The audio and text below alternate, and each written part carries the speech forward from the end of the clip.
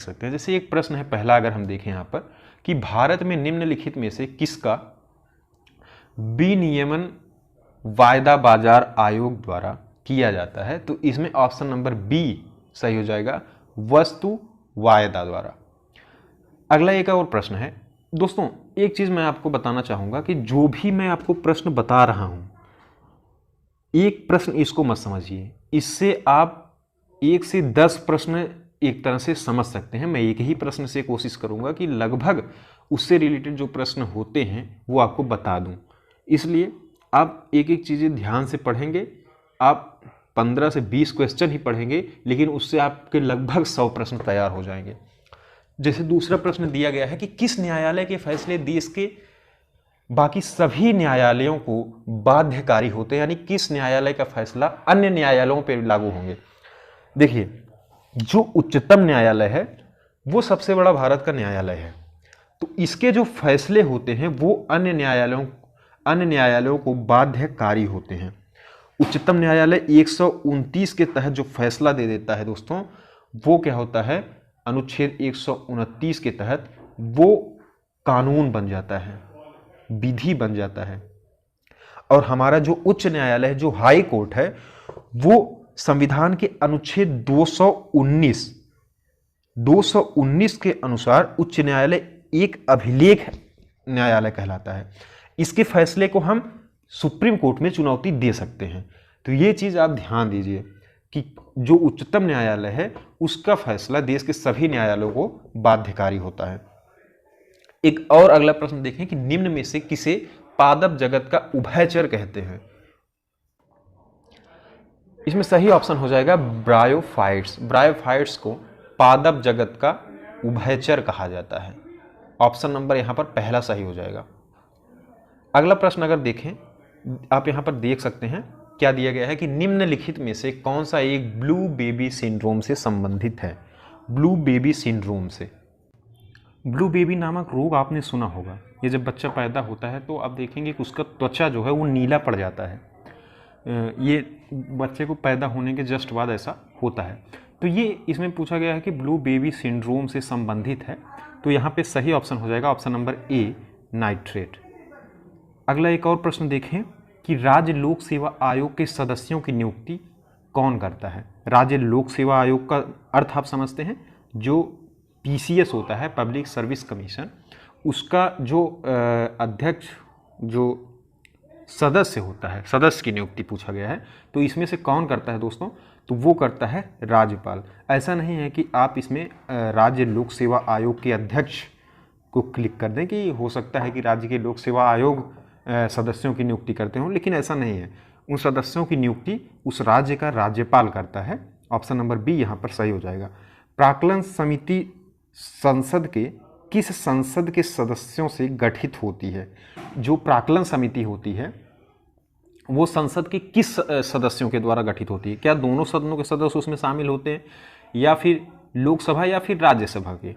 तो इसमें दोस्तों जो लोकसभा के सदस्य हैं उन्हीं के द्वारा, यानी उन्हीं की कमेटी होती है, ये उन्हीं के सदस्यों द्वारा ये गठित होती है। ऑप्शन नंबर यहाँ पर सी सही हो जाएगा। जो प्राक्कलन समिति की सदस्य होते हैं वो लोकसभा के सदस्य होते हैं। अगला एक और प्रश्न है कि निम्न में से कौन संविधानोत्तर संस्था है, यानी एक तरह से गैर संवैधानिक। आपको पता है कि संस्थाएं संवैधानिक होती हैं, गैर संवैधानिक होती हैं। तो गैर संवैधानिक यानी संविधानोत्तर संस्था कौन सी है, तो जो संघ लोक सेवा आयोग है, यूपीएससी, चुनाव आयोग है और वित्त आयोग, ये तीनों संविधान में वर्णित हैं, संविधान के एक आयोग हैं। लेकिन ये जो नीति आयोग है ये एक गैर संवैधानिक निकाय है। तो यहाँ पे ऑप्शन नंबर सी सही हो जाएगा। अगर ऐसा प्रश्न आपको पूछा जाता है कि गैर संवैधानिक संस्था, तो आप वहाँ पर नीति आयोग लगा सकते हैं। इसी का नाम पहले योजना आयोग था, बाद में इसको चेंज कर दिया गया, इसका नाम अब नीति आयोग के रूप में ये जाना जाता है।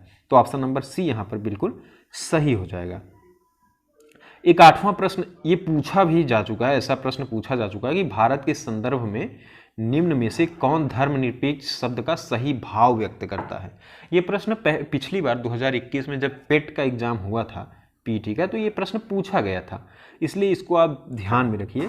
तो भारत में जो धर्मनिरपेक्ष का एक तरह से भाव है वो है सभी धर्मों के साथ समान व्यवहार यानी समान आदर। एक तरह से यही प्रश्न, यही आंसर जो है UP पीईटी ने माना हुआ है। तो आप ध्यान रखिए, अगर ऐसा प्रश्न पूछा जा रहा है कि जो धर्मनिरपेक्ष शब्द है वो भारत में किस भाव से व्यक्त करता है, तो वो सभी धर्मों से समान व्यवहार, या फिर आपको उसमें आंसर दे सकता है विकल्प में कि सभी धर्मों का जो है समान जो है मानना, यानी समान रूप से उनका इज्जत करना, ये एक ऑप्शन हो सकता है। एक और प्रश्न है कि राष्ट्रपति पद्धति में समस्त कार्यपालिका शक्तियां निहित हैं। आपको पता है कि बहुत सारे देशों में कौन सा पद्धति होता है, वो प्रेसिडेंशियल पद्धति होती है यानी राष्ट्रपति, लेकिन हमारे भारत में जो है ये संसदीय प्रणाली, यहाँ की सरकार जो है वो संसदीय है।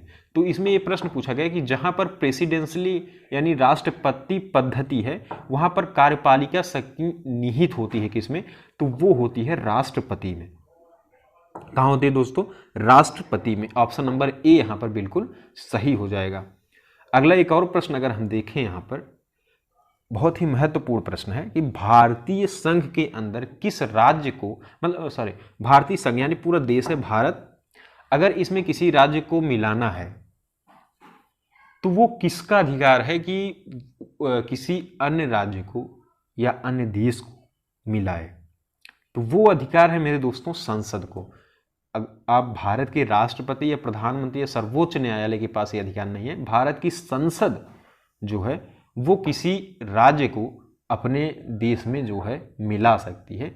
तो यहाँ पे ऑप्शन नंबर तीसरा वाला जो है संसद को, ये वाला ऑप्शन बिल्कुल सही हो जाएगा। संसद के पास ऐसी शक्ति है। एक और प्रश्न है कि जम्मू कश्मीर सड़क मार्ग जवाहर सुरंग से होकर जाती है।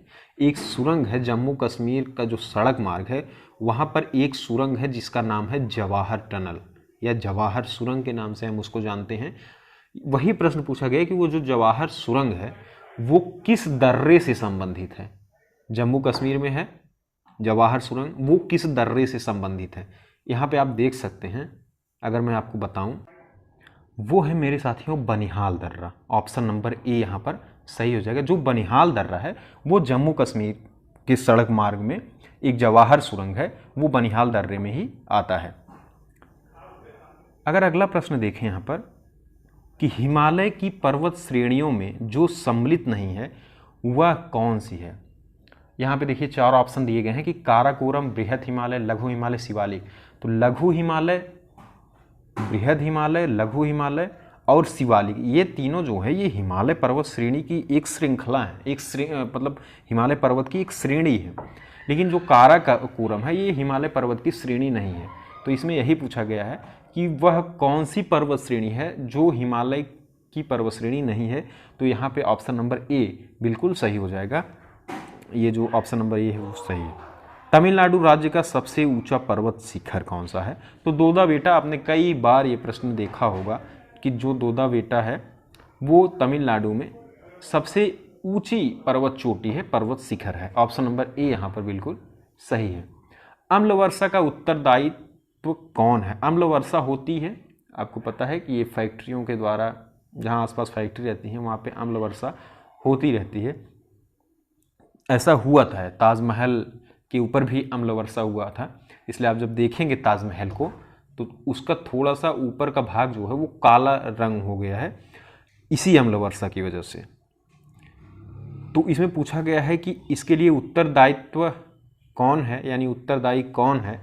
तो इसमें नाइट्रोजन का ऑक्साइड और सल्फर का ऑक्साइड, ये दोनों इस वर्षा के लिए क्या है दोस्तों, उत्तरदायित्व तो हैं। यानी ऑप्शन नंबर सी सही हो जाएगा। ए और बी दोनों उत्तरदायित्व हैं किसके लिए, अम्ल वर्षा के लिए।